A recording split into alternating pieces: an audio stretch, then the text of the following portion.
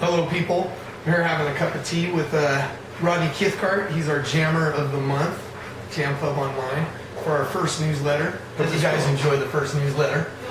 How's it feel to bask in the glory of... It's exciting. I'm honored.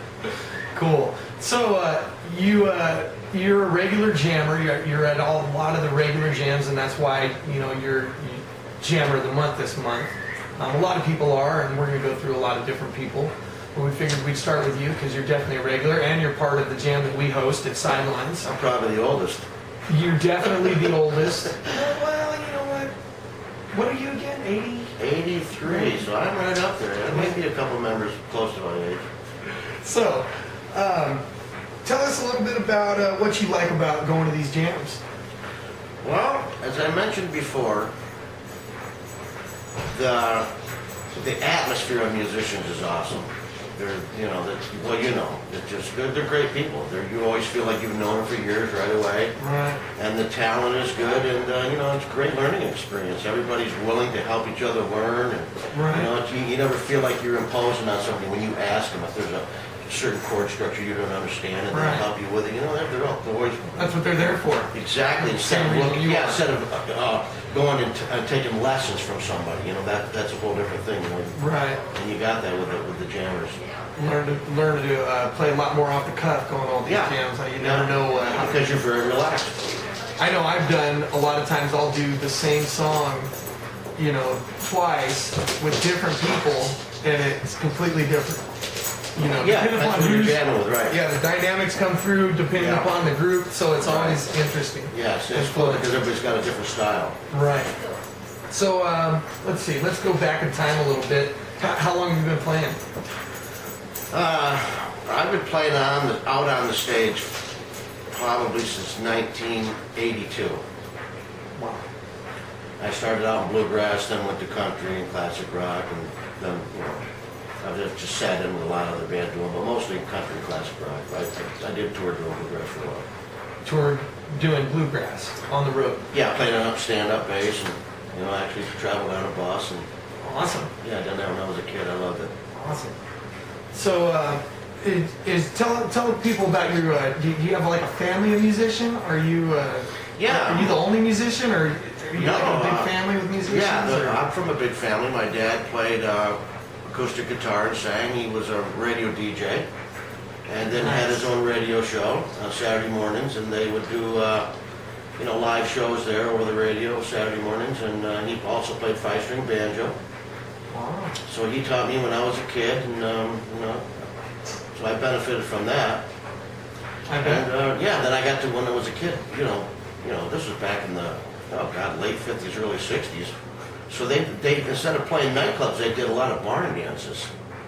So I got to go a lot. So so I got to go on stage and play. And Nice. Barn dances. I'm picturing like a big pile of hay.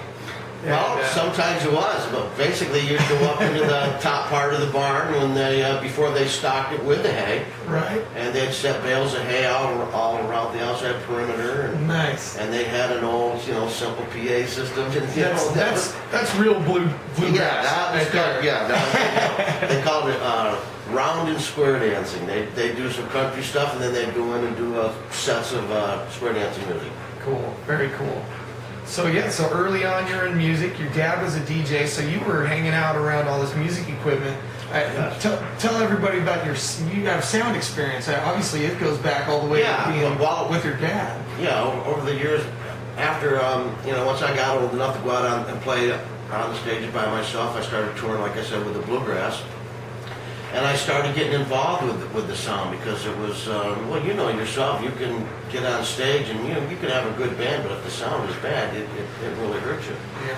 And there was, times that we'd be doing a 45-minute show someplace at an outdoor bluegrass festival, and the sound would start squealing, this and that, so I started getting involved, asking questions, and then I started building up equipment, and eventually I got to where I started getting hired out to actually go and be the sound person at these festivals that we played at. And so I built up my own system, and I still do that. I fly back east every summer and run sound for bluegrass festivals, and and then come back out here in the end of August and pick up my bass and start jamming again. That's it. So if somebody needed a sound guy, you know, you could track down Rodney at a jam somewhere. Yeah, I don't. All my You're equipment open is to back do east, that but stuff? if they needed somebody to sit Just down help and them. dial in what they had, yeah, I'm very capable of doing that. Nice. Let me see what else I got. I had to do some cheat sheets. You know, I had what was that guy, Dane Cook or someone I had scheduled to do this interview, but he couldn't make it. Yeah, well, So- I had some of my guys take care of him. Oh. Poor Dane.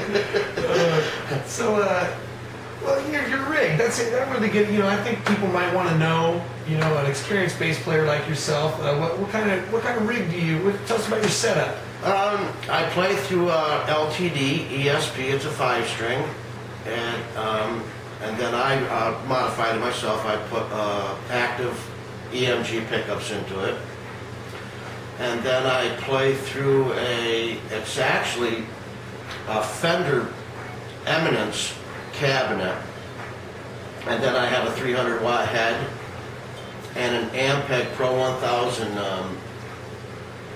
preamp that I play through, and a Alesis. I don't remember the model of the Alesis, but it's one of these little bitty ones. And anyways, I stuck it in the rack. So I'm playing through a wireless, a Shure wireless, and then through the compressor, and then the Ampeg, which is actually a tube preamp. I like the sound of the tube preamp.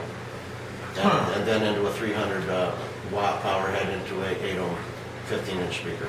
Yeah, and I've heard people compliment bass players that have played through your rig on Yeah, a lot of on people the that come out stage. to the jams and play through my system say they really like it. What do you think's the difference that you've done in opposed to like just a basic, you know, combo setup? What a common, you know, amp setup would be as opposed to this custom setup? I don't think it's so important of the power amp that I'm using, which is a Fender.